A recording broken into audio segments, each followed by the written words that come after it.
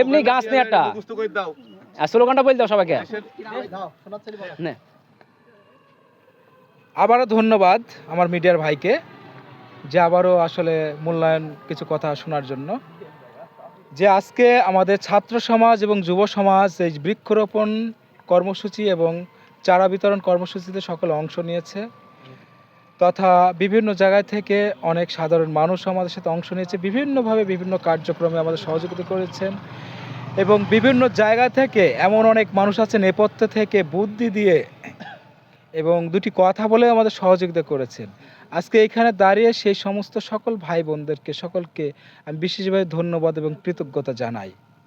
এবং আগামী দিনের জন্য সকলের কাছে আমার এবং আমাদের ছাত্র এবং যুব সমাজের পক্ষে থেকে চাওয়া পাওয়া এটাই থাকবে, আমাদের বিভিন্ন কর্মকাণ্ডে ভালো কিছুর জন্য তারা সবসময় তাদের হাত আমাদের দিকে প্রসারিত রাখবেন এবং বুদ্ধি